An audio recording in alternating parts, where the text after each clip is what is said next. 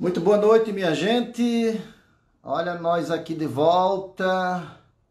Segunda-feira, live deste blog aqui pelo Instagram.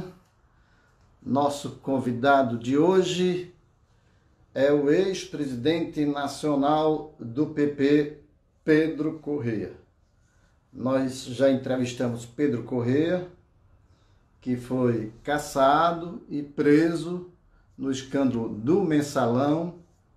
Há cerca de 50 dias, nós entrevistamos Pedro Corrêa na Rede Nordeste de Rádio, ao longo do meu programa Frente a Frente, e naquela oportunidade Pedro abriu o coração e falou muitos detalhes sobre a operação do Mensalão, que acabou resultando na prisão dele e de outras figuras que vocês todos conhecem, né? Como José Disseu e tantas outras figuras. José Disseu era o capitão da equipe do presidente Lula e foi ele que planejou, arquitetou, criou o Mensalão. Já entrou o Pedro Corrêa? Boa noite, Magno. Pedro. Tudo bem com você? Como é que está a saúde? Tudo, tudo bem? Tudo bem, graças a família, Deus. tudo tranquilo? A Aline, os meninos, todos bem? Tudo tranquilo. Obrigado aí por atender o nosso convite nesse dia de live, agora à noite, para a gente falar aqui sobre um pouco de tudo que o senhor viveu. O senhor já contou muito no Frente a Frente, naquela entrevista que repercutiu no Brasil. Eu digo que repercutiu no mundo inteiro, Pedro Corrêa, porque o senhor é testemunha de quantos telefonemas o senhor recebeu, porque, na verdade, o senhor contou muitas verdades ali. Espero que o senhor traga aqui novas revelações nessa live, que é uma oportunidade do mundo inteiro. Aqui é uma televisão, o senhor está falando para o mundo inteiro. Bom, Magno, primeiro eu quero dizer a você que é uma satisfação muito grande falar fazer uma live com você, porque eu sei da importância do seu blog e sei realmente o que acontece depois que a gente fala no seu blog. Mas, em primeiro lugar, eu quero dizer a você que eu não sou candidato a nada. Eu não vou mais disputar a eleição. Esse assunto de eleição, para mim, é um assunto que já passou. Eu vivi todo esse período. Hoje eu tenho 72 anos, tenho 7 netos, então hoje vou me dedicar realmente a escrever um livro de memórias, mas eleição eu não vou mais participar como candidato. Eu posso participar de uma eleição para ajudar um amigo, participar podendo ler uma pesquisa, fazer alguma coisa, porque a gente, durante os anos todos que viveu, a gente acumula experiência e certamente isso é importante numa eleição. Sobretudo agora, que vamos ter 2 eleições no Brasil, porque são 2 eleições para o Brasil. A gente tem uma eleição nos Estados Unidos que é fundamental para o Brasil, porque pela primeira vez na história de uma eleição americana, nós temos uma ligação pessoal, uma ligação familiar entre a família Bolsonaro e a família Trump, né? Eu não sei como é que fica a família Bolsonaro amanhã se o Trump perde a eleição. Então é uma coisa que a gente tem que acompanhar de perto, porque há uma encrenca grande no Brasil. O brasileiro tem que ficar de olho nessa eleição dos Estados Unidos, né? Até para ver a nossa situação com a China, que é nosso maior importador, e depois a eleição municipal. A eleição municipal é fundamental para os partidos. Você sabe que agora, sem mais a chapa proporcional, alianças proporcionais, os partidos têm que fazer a chapa dele. E eles têm que se fortalecer na eleição municipal para fazer uma grande bancada no Congresso Nacional. Então, essa eleição municipal é fundamental para que os políticos brasileiros eles possam montar as suas bases para que os partidos possam ter representação no Congresso, porque só através disso, se eles não conseguirem fazer a proporcionalidade, porque hoje a gente tem os partidos que não conseguirem os resultados, eles serão extintos. Então, por conta disso, os políticos brasileiros terão que se empenhar muito nessa eleição para fortalecer os partidos, os presidentes de partido. Vão ter que participar com muita profundeza nesse assunto das eleições municipais para fortalecer os partidos e fortalecer a bancada do partido no Congresso Nacional, o que é fundamental o partido ter tempo de televisão e recursos financeiros. Pedro Corrêa, na entrevista que o senhor me concedeu lá para a Rede Nordeste de Rádio, o senhor falou muito do Mensalão. Surgiu um fato novo a semana passada, que foi uma rejeição aos agravos de um pedido do ex-presidente Lula no caso do sítio de Atibaia. Ele sofreu uma derrota lá em Porto Alegre, na Justiça Federal lá de Porto Alegre, que não aceitaram os agravos dele, né? Eu na quarta gostaria de saber o região. seguinte, da quarta região, Federal. eu gostaria de saber o seguinte, o senhor também está a par desse caso do sítio? Não, olha, eu não conhecia o sítio. Eu tinha informação de que o presidente frequentava o sítio, o Lula frequentava o sítio, e que ia no fim de semana, jogava futebol, fazia churrasco. E eu disse isso, inclusive, quando eu fiz a minha delação, eu deixei isso muito claro, que eu não tinha nenhuma ligação com essa história do sítio, nem sabia, inclusive, de reforma que tinha sido feita no sítio. Eu falei do que eu tinha conhecimento, das coisas que eu tratei com o presidente a respeito dos projetos que terminou na Operação Lava Jato, dos projetos que eram oriundos da Petrobras e de outras empresas que nós tínhamos o controle do administrativo dessas empresas. Então, eu tratei desses assuntos com o presidente. Mas de assunto de triplex, assunto de a sítio de Atibaia, eu nunca tive acesso a isso, porque eu nunca tratei, nem nunca fui. Eu não fui da intimidade do presidente para ir para churrasco, eu não ia para fazer nada disso, até porque quem ia para lá não gostava de mim, era o pessoal mais radical do PT e que nunca teve nenhum amor por mim, ao contrário, eles sempre me tiveram como adversário, eu sempre enfrentei as esquerdas, nos córregos alagados, essa coisa, sempre fui um cara de centro-direita. Eu, desde estudante, que eu faço política estudantil, que eu faço política com meu pai, que eu faço política com minha família, que nós sempre com política de centro-direita. Eu nunca escondi isso de ninguém. Eu nunca, quando dizia assim, a esquerda é uma coisa bonita, eu nunca fui de esquerda. Então, eu sempre defendi a livre iniciativa, eu sempre defendi o capital como maneira de fomentar o emprego e renda, o desenvolvimento. Então, eu não tinha nada disso. Então, esse povo não era um pessoal que eu pudesse me sentar para estar reunido, tomar uísque, para comer churrasco, entendeu? Então, não era muito esse pessoal, não era muito o pessoal que mas se as dava informações, comigo. mas informações que o senhor tinha, é que essa reforma do sítio foi feita com recursos do governo federal, do dinheiro arrecadado por aliados do presidente Sim, Lula? eu tinha essas informações porque o próprio Palocci me disse isso quando estava preso comigo. Eu tive com o Palocci e, inclusive, conversava muito. Palocci é médico e, além de tudo, eu tinha uma aproximação muito boa com o Palocci, não somente por ser da área de saúde, mas porque a gente conversava muito, tinha ali muito tempo para estar junto. E outra coisa, Marcelo Odebrecht, tinha medo de conversar com o Palocci, porque os promotores, os procuradores lá de Curitiba, pediam para que o Marcelo não conversasse com o Palocci, porque eles estavam em posições conflitantes, né? O Marcelo estava fazendo a delação dele e estava batendo muito no Palocci, e não queria, então, que houvesse esse entendimento. E eu servia mais ou menos a pessoa assim, de intermediário. Quando o Marcelo queria alguma coisa, falar alguma coisa com o Palocci, eu conversava com o Palocci, Marcelo, tem aí um assunto para conversar com você, depois você vê aí com seus advogados, manda procurar e tal. Então, eu até fazia esse jogo. Ali na prisão era muito comum. A gente ficava um sabendo da vida do outro, porque não tinha o que fazer, era 24 horas junto. Então a gente ficava sabendo um da vida do outro e sabendo dos problemas. Quando o cara tinha um problema, a gente fala com o advogado fulano, manda avisar a família, manda fazer isso. Era uma coisa natural. Então eu sabia que o Lula recebia o dinheiro. E eu não tenho a menor dúvida que o sítio era dele. Eu não tenho a menor dúvida disso. Ele podia... Palocci me disse que ele podia comprar o sítio, ele tinha recursos para isso, recursos que ele declarado, depois de renda, não sei o que, ele podia comprar, porque esse sítio é uma porcaria, sítiozinho pequeno, em Atibaia, que não vale nada, 2 hectares, 3 hectares, um sítio pequeno, e o apartamento, o triplex, é um apartamento de cooperativa, quer dizer, um apartamento como se fosse de antigo BNH, um apartamento não digo Minha Casa Minha Vida, porque é um triplex na Avenida Beira-Mar, lá em Junto de Santos, na praia de Pernambuco, que é Guarujá, né? E aí Guarujá, que a praia é a praia de Pernambuco, onde ele tinha um apartamento. Então, era tudo dele, e ele podia ter isso legalmente, sem nenhum problema.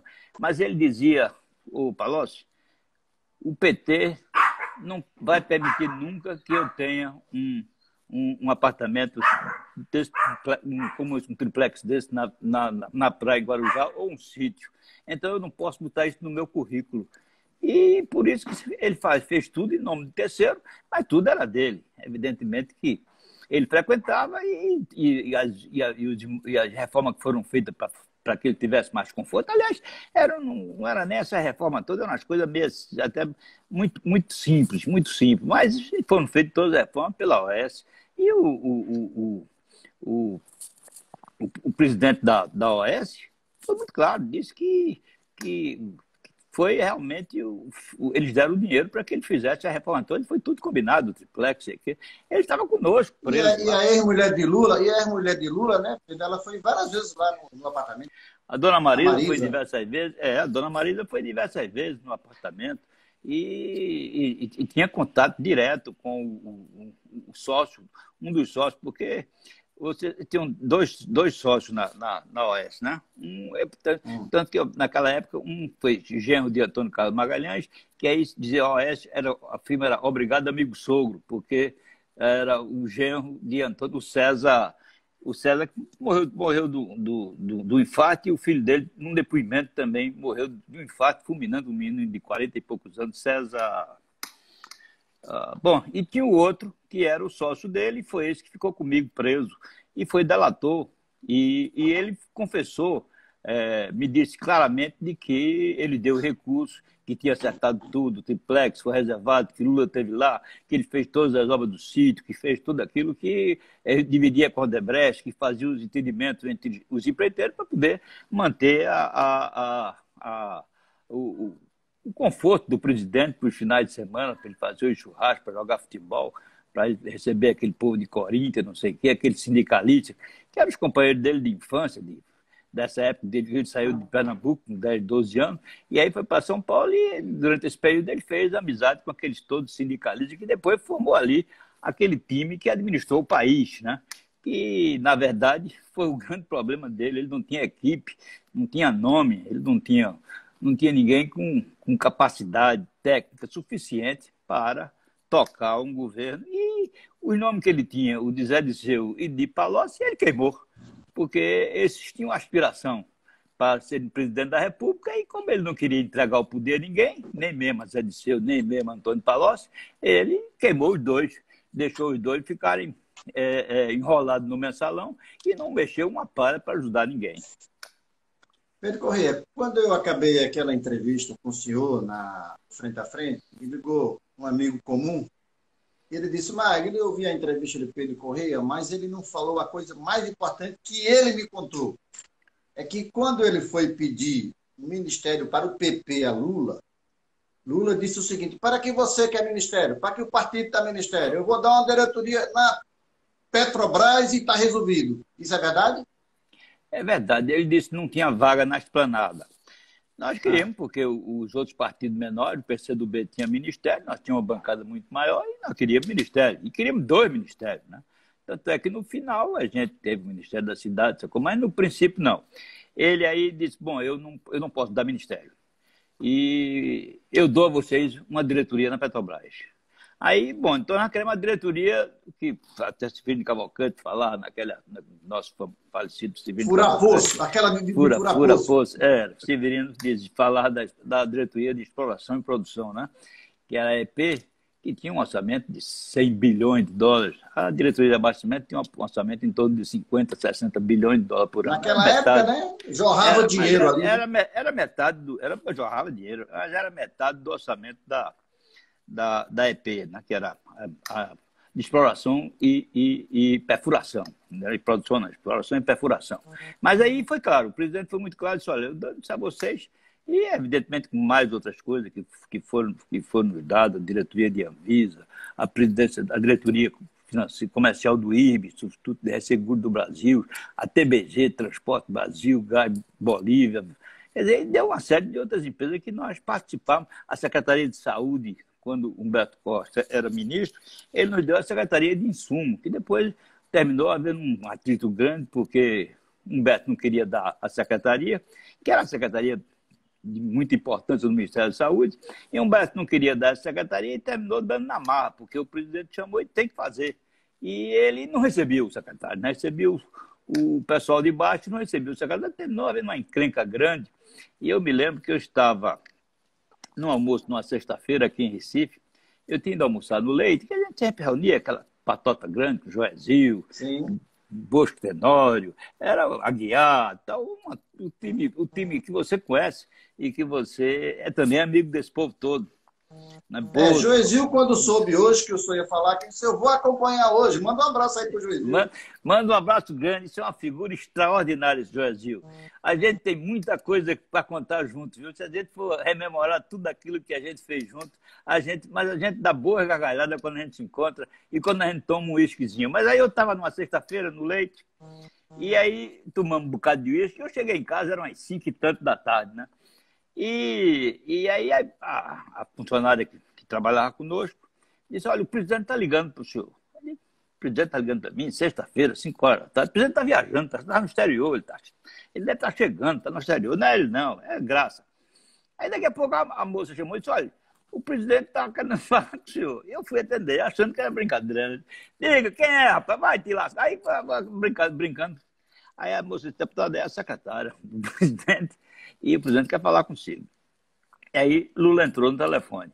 Ele disse, olha, eu queria... E o líder do partido nessa época da bancada era Janene, e eu presidente do partido. E se eu queria lhe dar uma notícia, para que você não tomasse conhecimento pelo jornal, eu tentei falar com Janene, mas Janene falou até da minha mãe, e aí eu não consegui conversar com ele. Mandou a mãe dele para aquele lugar e tal. E eu não consegui conversar com Janene, e eu estou demitindo o secretário de saúde lá do Ministério de Assuntos Estratégicos, era quem fazia as compras de remédios, aqui, tal, do Ministério da Saúde, de insumos. Que foi indicado por vocês. Foi indicado por Janene. Janene foi quem fez a indicação. O Janene. Que era uma pessoa do partido, era um sujeito que trabalhava no caso do Rio Grande do Sul. Mas isso era na época de Humberto Costa ainda? Aí Humberto Costa é ministro de Lula, ministro da Saúde de Lula. Depois saiu com o negócio de vampiro. E a gente se atritou muito com isso, né? Porque o Humberto não quis dar esse espaço. E aí eu digo, eu estou demitindo o cara para você não tomar conhecimento pelo jornal. Eu estou demitindo. Presidente, deixa isso para terça-feira.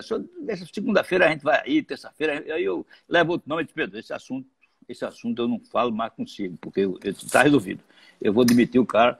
O cara mandou o ministro para aquele canto também. Esse foi um negócio desagradável. E o Humberto estava esperando o Lula no aeroporto. Quando o Lula chegou no aeroporto militar, estava o Humberto lá e disse, presidente, ou sai eu ou sai o cara. Então não tem jeito. Um dos dois tinha que sair do governo e o presidente prestigiou o ministro dele, que era o Humberto, e demitiu o nosso indicado para a Secretaria de Insumo lá no Ministério da Saúde. Agora, Pedro Correia, sim, conta. Mas aí essas coisas todas que aconteceram no governo, isso mostra claramente de que, por mais que você tenha os órgãos de controle, se você não faz as reformas que são necessárias, você não faz uma reforma eleitoral séria, se você não faz uma reforma administrativa, você não faz uma reforma tributária, você não tem como você controlar esses custos. A gente está vendo agora esses escândalos todos nos governos estaduais hoje. O governo do Piauí, né? O dinheiro da Covid, né? Que o Roberto Jefferson chama o Covidão, né? O Covidão. O próximo escândalo mensalão. Hoje mesmo teve uma operação da Polícia Federal no Piauí. No Piauí, inclusive no gabinete da primeira-dama, que é deputada federal, né? A esposa de Wellington Dias. Mas aí é o seguinte, eu digo isso, não adianta só esses controles, porque isso ocorre no mundo todo.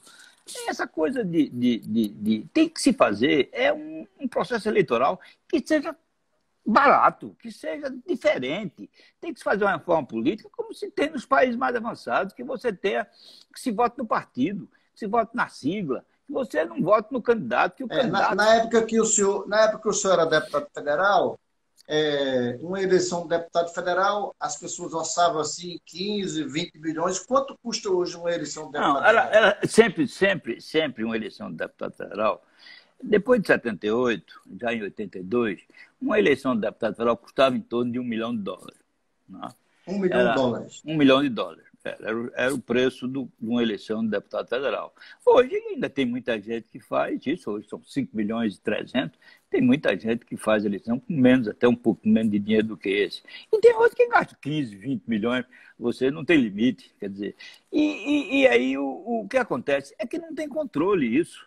Você vai conversar com um candidato a vereador, ele não fala em outro assunto, a não ser em recurso de fundo partidário. Quanto é que vai me dar? Eu apoio o senhor, mas quanto é que o senhor vai me dar? Aí chega junho de mim, você pode, como é que vai ser o PP? Porque você foi presidente do partido, teve prestígio lá, como é que você vai trazer recursos para a gente? Como é que vai ser? Então isso não tem jeito, não muda, mano. Não vai mudar, não vai mudar. Como é que isso, Agora, Pedro, o senhor falou em Humberto Costa lá atrás, quando ele foi ministro. Humberto Costa, a gente sabe que ele caiu envolvido no escândalo, o escândalo dos vampiros. O senhor tem mais informações? Humberto foi envolvido naquele episódio? Ele teve participação efetiva ou não? Olha, Humberto sempre foi meu adversário e eu sempre tive uma convivência difícil com Humberto. Nunca foi fácil. Mas eu quero dizer que naquele episódio fizeram uma sacanagem com o Humberto. Ele não tinha nada a ver com aquela história do vampiro. Aquilo tinha sido um pessoal de fora, com um pessoal que era de Goiás, do Mato Grosso, não sei o que envolveram o Humberto naquilo, sem o Humberto ter nada a ver com isso. Tanto é que ele foi inocentado depois na justiça. Não é? Ele não tinha nada a ver e aquilo custou a eleição dele de governador. Ele estava disparado nas pesquisas, Eduardo Campos estava lá embaixo, quando ele foi capa da Veja, Eduardo virou o jogo. Virou o jogo. E eu participei muito disso, porque nós e o PL, que era o Partido de Inocêncio, nós é que demos o tempo de televisão, porque nós ficamos contra a candidatura de Mendoncinha, porque ele já queria tirar o pessoal nosso de direita, de centro-direita, tanto é que ele escanteou Zé Mendonça. Se Mendoncinha tem deixado o pai dele ali na porta do Palácio do Governo, se ele colocasse um birozinho ali na entrada da porta do governador, Mendonça tinha sido eleito governador, porque Mendonça sabia fazer política. Mendonça era jeitoso, ele sabia como é que conquistava o voto, e já tirou todo esse pessoal, tirou Fiuza, tirou a mim, tirou Zé Múcio, tirou Roberto Magalhães, tirou todo mundo. E aí ficou e ele perdeu a eleição por 1 milhão de votos, que foi justamente os votos que nós tínhamos, o pessoal nosso de direita, quer dizer, que era considerado de direita, então o Mendoncinha se isolou, foi burro nisso, ele pagou um preço alto por isso, Marco Vilaça, inclusive, ficou muito magoado nessa época, porque sentia que isso foi feito para derrotar ele, e ele terminou derrotado. Mas eu quero dizer que Humberto Costa, naquele episódio, Humberto foi envolvido. Eu não conheço profundamente o assunto, mas do que eu vi do pessoal do PT, do que eu vi do pessoal da oposição, as informações de que eu tinha era de que ele foi envolvido. Eu nunca defendi Humberto, nem também tive procuração para isso, nem nunca procurei Humberto para saber disso, até porque eu não tinha esse relacionamento com ele. Era um relacionamento muito respeitoso, mas muito distante. Não é? Mas a informação que eu tenho é que, na verdade, ele foi envolvido naquele assunto, que ele não tinha nada a ver. Não sei se ele tem. Agora... E outros assuntos eu não sei, mas esse assunto, a informação que eu tenho é essa. Agora, Pedro, o senhor, quando tomou conhecimento pela primeira vez da existência de um mensalão? Não, olha, essa coisa do mensalão, isso foi uma invenção de Roberto Jefferson, não existia. Nunca existiu esse negócio de mensalão. Mensalão existia o dinheiro que se tirava dos governos todos, isso durante todos os governos que eu participei. Não foi só no governo de Lula, não foi só no governo de Dilma, não. Foi em todos os governos que eu participei, tinha arrecadação através das... Por que um partido que é o presidente do Banco do Brasil? Por que um partido que é a presidência da Petrobras? Sim, mas Pedro, só um adendo aí, Pedro, mas... Eu entrevistei vários deputados na época e eles confessaram que recebiam um mensalão por mês. Todo mês tinham um dinheiro que eles recebiam. Não era todo mês. Recebiam uma vez por outra, não tinha um número certo. Era o que se arrecadava. Por exemplo, Janene era o nosso arrecadador. Nós não tínhamos nenhum contato com nenhum empresário, nem com nenhum negócio que se fazia. Quem arrecadava era a Janene. Mas ele não só arrecadava para a gente, arrecadava para o PT, arrecadava para o PMDB, arrecadava para todo mundo. E aí vinha um dinheiro. Ah, rapaz, só tem isso? Só tem isso. Você quer?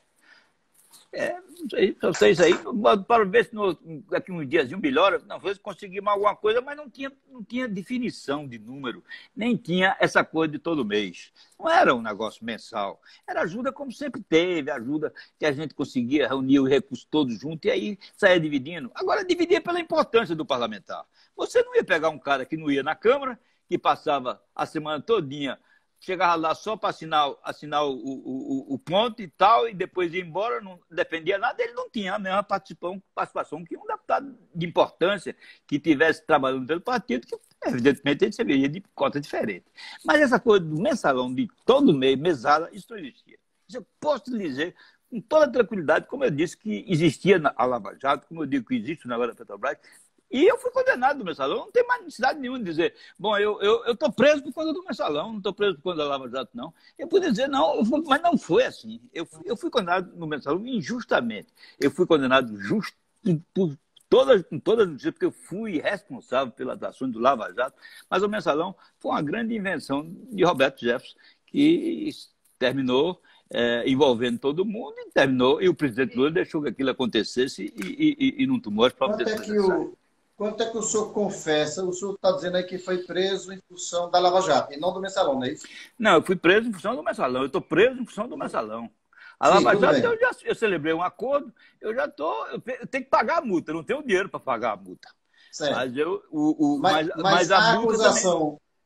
Mas a acusação que pesou com o senhor para levar o senhor à prisão foi de que o senhor teria recebido quanto?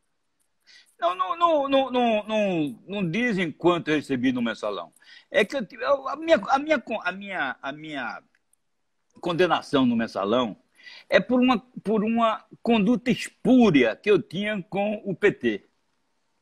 O ministro Joaquim Barbosa disse que nós tínhamos, porque a condenação do mensalão não é por direito de fato, não, né? É por naquela teoria do direito direito de fato, a teoria do direito de fato, que é uma coisa que não existe em nenhum lugar do mundo.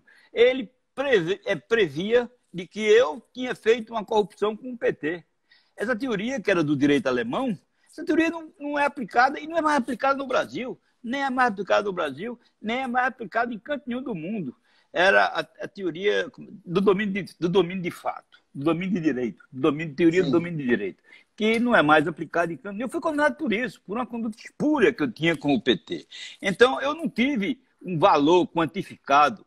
E outra coisa, eu quando fui condenado, eu já não era mais deputado. Eu não tinha direito a foro privilegiado. Eu fui julgado só em uma instância, uma única instância. Todo mundo tem direito a ser julgado em 3 instâncias. Isso está na Constituição.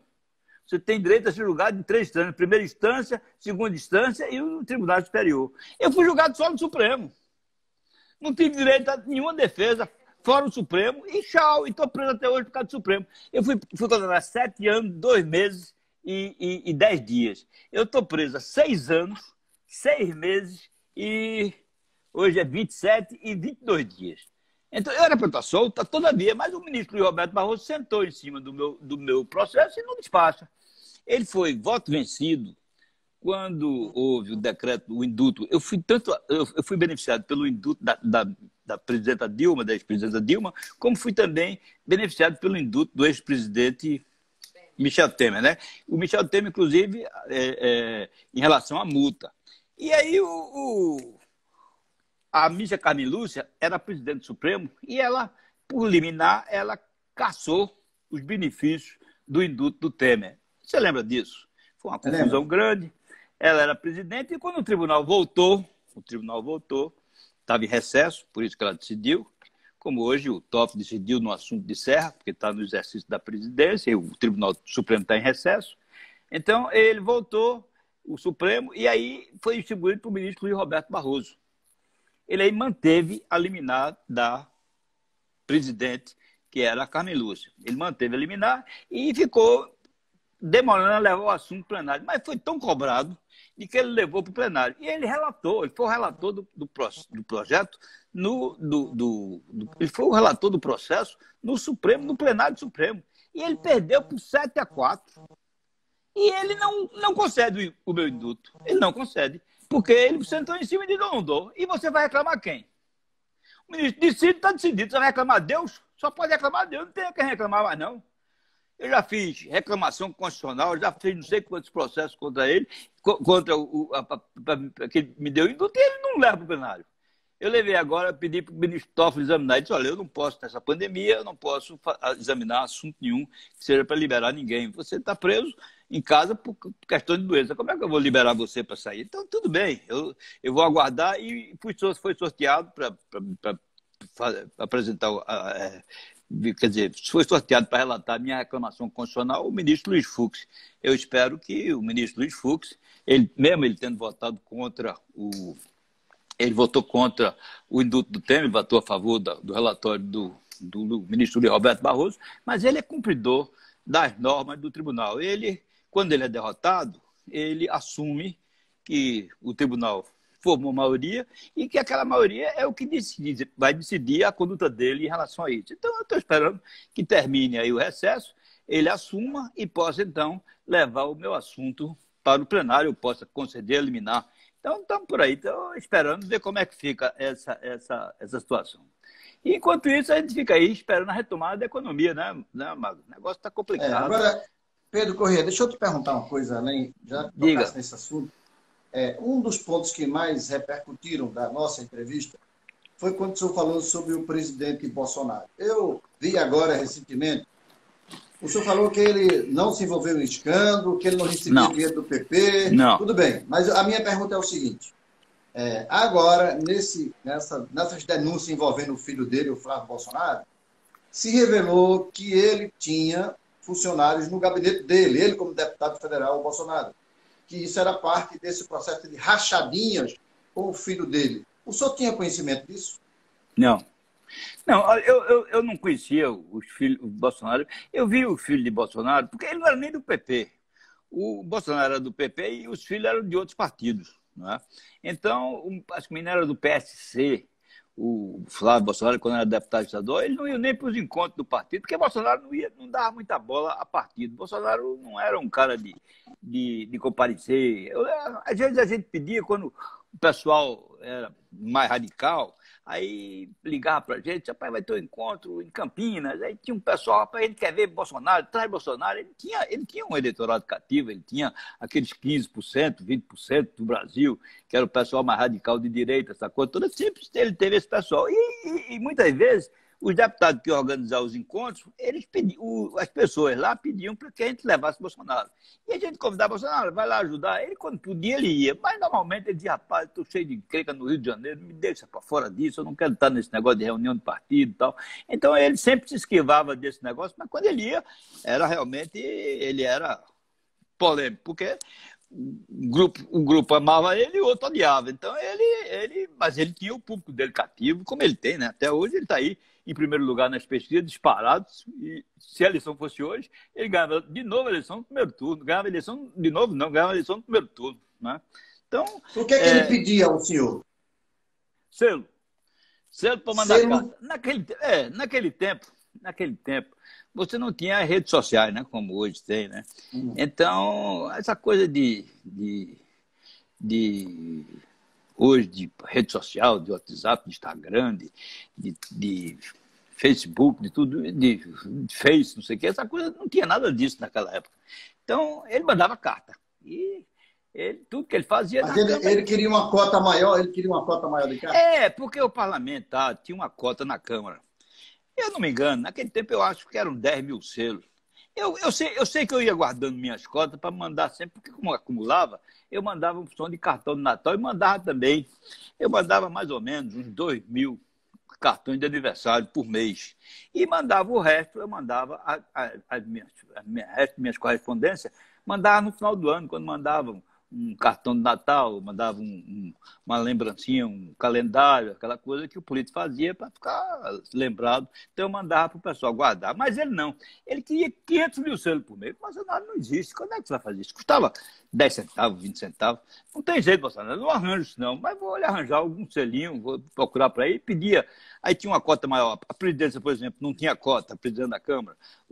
A vice-presidência, a gente sempre tinha um lugar na mesa. Então a gente pedia esse pessoal da mídia que tinha uma cota bem maior para poder dar o selo a Bolsonaro, pedia para a liderança dar o selo a Bolsonaro, e o partido que tinha uma cota de selo também, que a gente aí pagava com fundo partidário, aí eu distribuía para Bolsonaro. Pronto, era o que ele pedia. Eu arranjava Teve algum momento, 30, Pedro, 40... teve algum momento que o senhor chegou com dinheiro na mão? Bolsonaro, está aqui sua ajuda para a campanha que o partido está lhe dando. Eu nunca cheguei com dinheiro na mão para fazer isso. Eu mandava alguém levar o dinheiro, né? Então, não era... E alguém já levou para ele e ele disse, não, eu não aceito isso. Não, porque não mandava assim, eu só mandava com o cara que eu aceitava. Eu cheguei junto dele, Bolsonaro.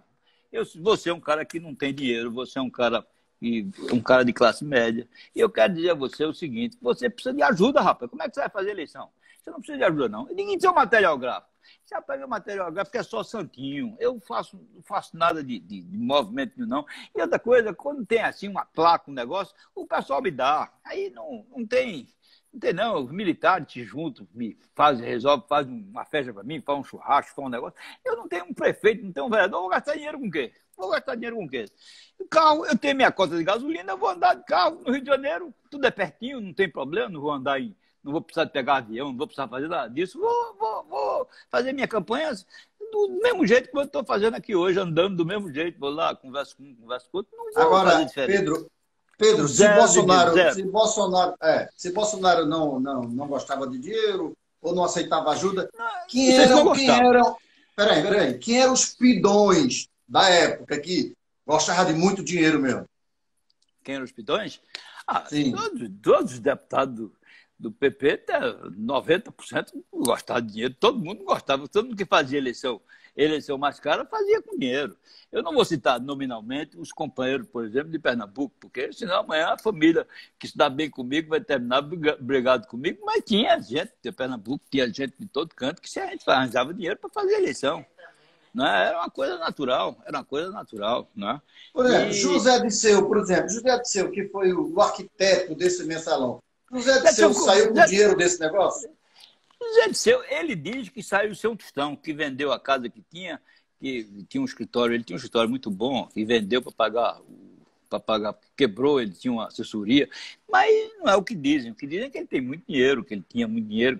Agora, ele, na verdade, ele na prisão, ele tinha uma vida muito simples. Ele era uma vida quase que, eu diria, uma vida assim... Franciscana. Ele não tinha... Agora Lula saiu com muito dinheiro nessa história? Rapaz, só numa coisa depois, o cara tem 12 milhões de reais. Isso era mecânico, torneiro ruim, porque perdeu um dedo da mão fazendo serviço. Já não era um torneiro bom. E aí o cara sai, só numa conta, o cara tem 12 milhões, eu não tenho um tostão. Eu que nasci de família que quando usina era usina, meu avô tinha 4 usinas. Não tem um tostão e Lula tem 12 milhões. Como é que ele saiu? Como é que ele fez dinheiro? E o dinheiro dele... 12 milhões. 12 milhões. Declarados no imposto de renda. Declarado no imposto de renda. Era em nome da Dona Marisa, né? 12 milhões apareceu essa conta.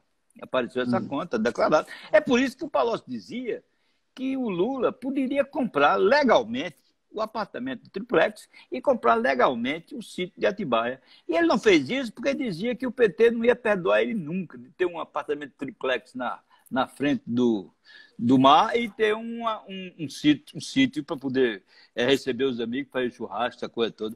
Ele era tão complicado que uma vez, quem contou isso a mim foi Palocci.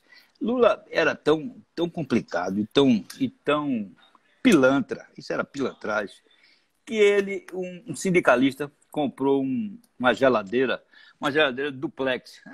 Naquele tempo chamava geladeira duplex. Era uma geladeira de baixo, era a geladeira em cima, freezer. E era um negócio moderno, caro. Na época era a geladeira mais cara. O cara comprou.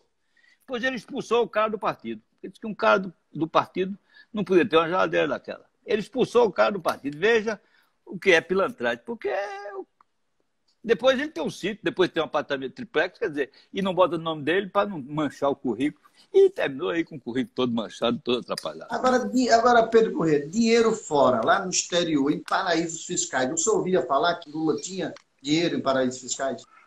Olha, eu via que muita gente tinha dinheiro em paraíso fiscal. Né?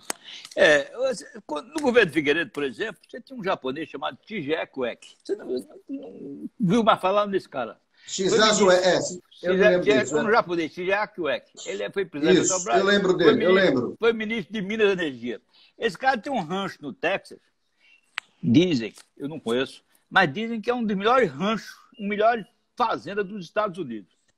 Ele vinha de avião particular dele, Jaquinho, descia no Paraguai e aí pegava um avião comercial para chegar no Rio de Janeiro. Tem uma história de que ele levou um golpe de um camarada que ele entregou $1 milhão para ele depositar na Suíça e o cara ficou com dinheiro para ele. Você falava isso do japonês.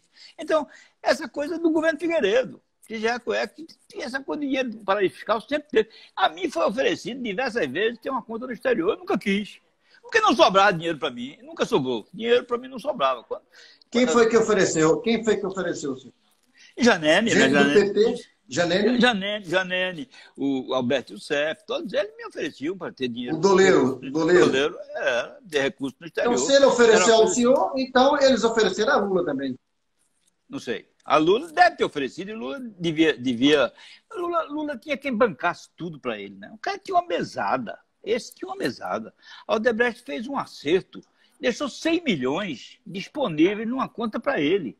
E Palocci é quem administrava isso. Era para 100 milhões. 100 milhões de reais. Está na delação só da Odebrecht.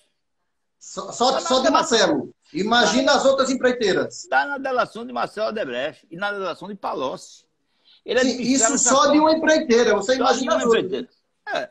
Então, como é que o cara, dos 100 milhões à disposição para ele gastar para cobrir os custos dele, presidente. Então, você imagina o resto. Mas que custo danado é esse? 100 milhões, Pedro? O presidente não paga almoço, o presidente não paga jantar, o presidente não paga aluguel, o presidente não paga o empregada, o presidente não bota uma gasolina no carro, o presidente não gasta com nada. Porque a roupa, tudo isso tem, a Casa Civil resolve, é quem resolve tudo direitinho, tem toda a Secretaria de Assuntos Estratégicos, é quem monta tudo isso, que ele não pode sair para ir provar roupa, não sei o quê. Então, o Alfaiate vem que faz a roupa dele. Então, o presidente não gasta com nada, zero. E eu não sei o que ele fazia para gastar esses 100 milhões, onde é que ele botava, a não ser que ele tivesse 50 amantes, 30 amantes, 20 amantes, não sei. Sim, mas parece que um dos filhos dele parece que é muito rico, né? O Lulinha, né? Eu não conheço o Lulinha, eu vi uma vez de longe, mas não tenho o menor, não tenho conhecimento pessoal dele, não conheço o Lulinha, eu não posso falar sobre o que eu não sei, entendeu, Mago? Eu não seria responsável a dizer que o Lulinha tem isso, tem aquilo, porque eu não sei. Agora, Pedro, eu sei o que está dito que Lula tem. 12 milhões foi encontrado numa conta de Dona Marisa, está na delação de Palocci e está no imposto de renda do espólio de Dona Marisa. Agora, o Lula estufa o peito, nega veementemente. Como ele é um cara que tem uma empatia muito grande com o povo, as pessoas acreditam que ele é um pobrezinho, pobre coitado e tal. Ô, Mago, são poucas pessoas que têm a coragem de vir assim na televisão e dizer, olha, eu sou culpado na Operação Lava Jato. Eu fiz uma coisa que todo mundo fazia, mas que era errado. Eu estou pagando, não tô me eximindo de culpa. Eu tive culpa. Eu fui atrás de recursos para o partido. Eu era presidente do partido, eu tinha que arranjar recursos para os deputados, até para me manter, mas isso era para manter no poder. Se eu não quisesse fazer isso, eu não era presidente do partido, nem disputaria a eleição, não seria deputado federal. Eu continuaria na minha vida como médico e hoje estava muito rico. Hoje eu estaria muito rico como Boris Berestar. Eu fiz lobby, só que esse lobby no Brasil não é oficializado. Eu fiz lobby para arranjar dinheiro para o partido para funcionar. Como o lobby no Brasil não é oficializado, é um crime, o lobby no Brasil é considerado crime, então eu cometi um delito. E por isso eu fui penalizado e fui condenado na Operação Lava Jato e fiz um acordo de colaboração. Mas são poucas pessoas que têm coragem de vir dizer isso. Porque normalmente o cara chega aqui para dizer, bom, eu nunca fiz nada, fui condenado por isso, por aquilo. Não, mensalão, eu fui condenado de maneira injusta, mas o Lava Jato não, eu fui condenado de maneira correta. E eu confessei o que tinha feito na Lava Jato. E quero dizer que continuo dizendo o seguinte: se não fizer a reforma, vai continuar todo dia um escândalo, não vai mudar. Se você não fizer a reforma, essa reforma tributária que é fundamental para o Brasil, graças a Deus, parece que agora as duas PEC, a PEC do deputado Baleia Rossi, que é o presidente do PMDB, e a PEC do senador, presidente do Senado, fizeram um entendimento, Paulo Guedes teve com eles e amarrou já uma reforma.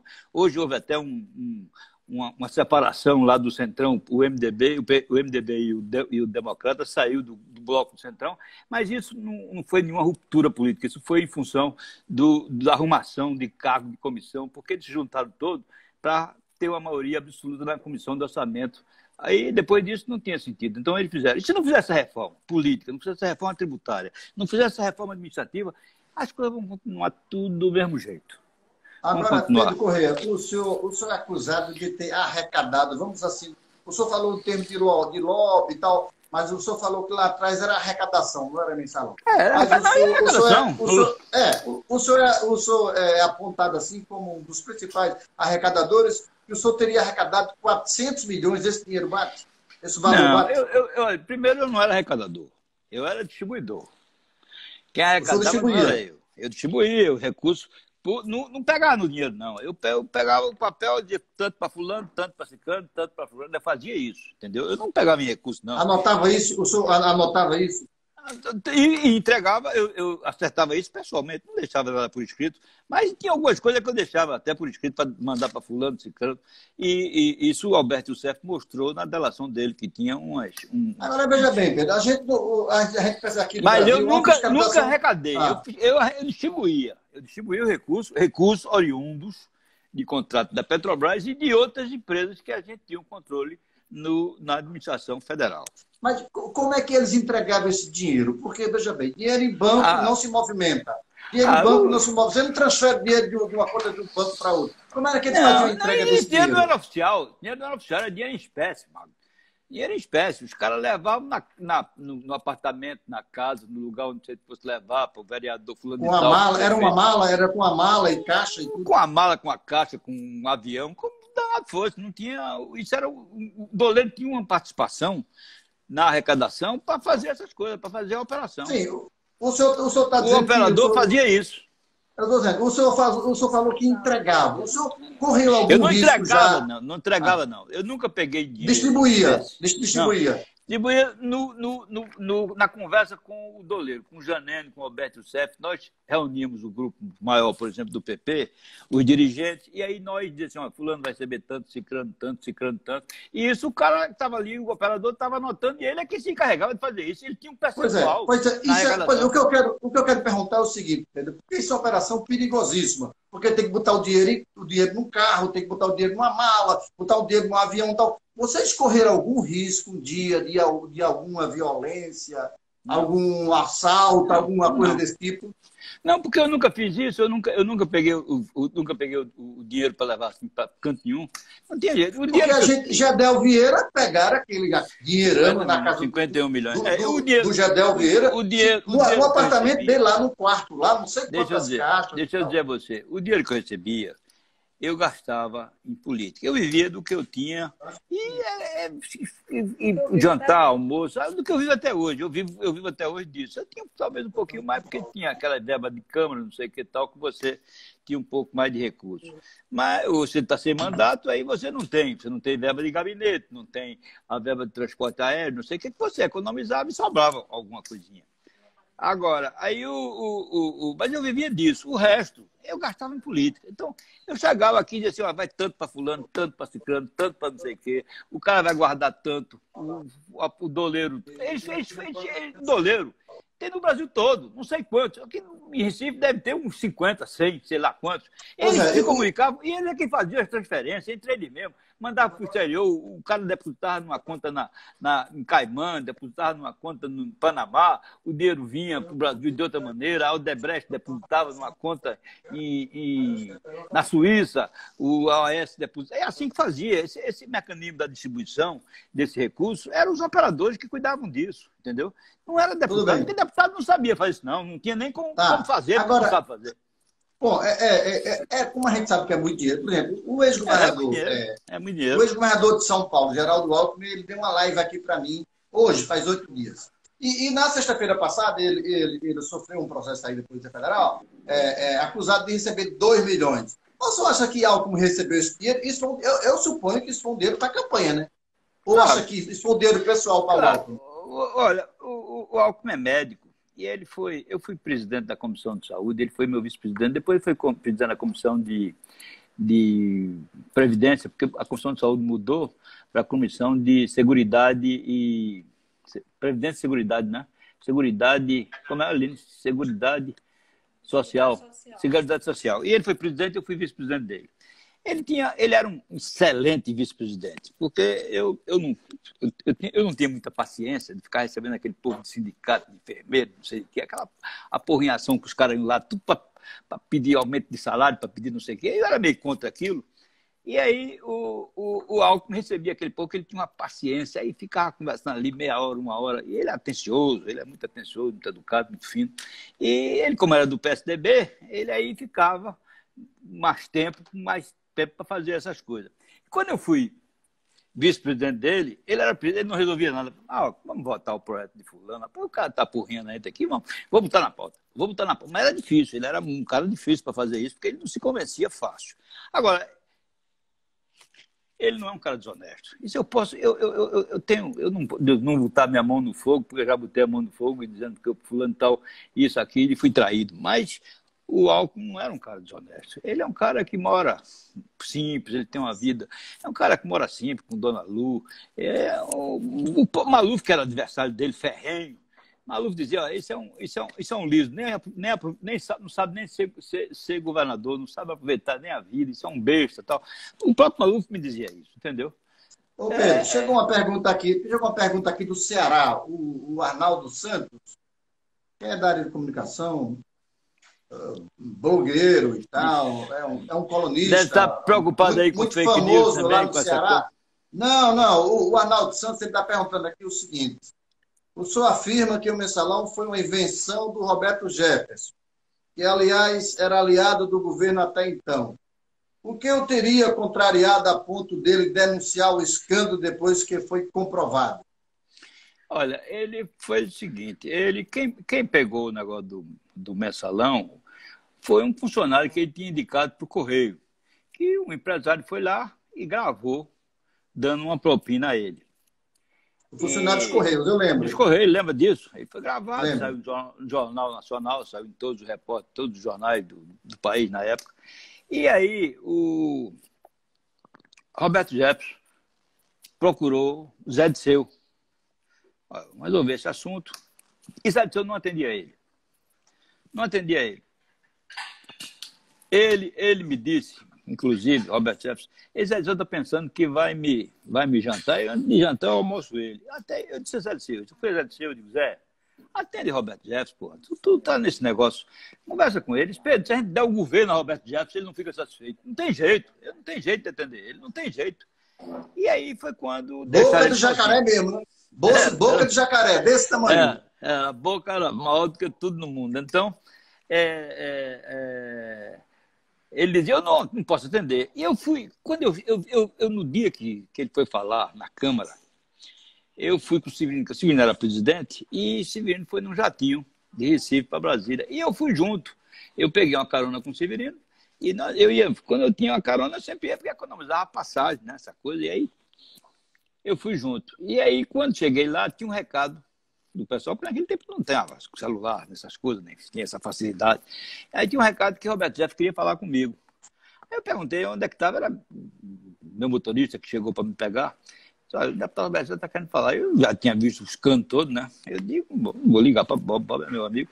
Aí liguei para ele, aí disse, Roberto, o que é que você quer? Alguma coisa? Eu precisava falar com você, onde é que você está?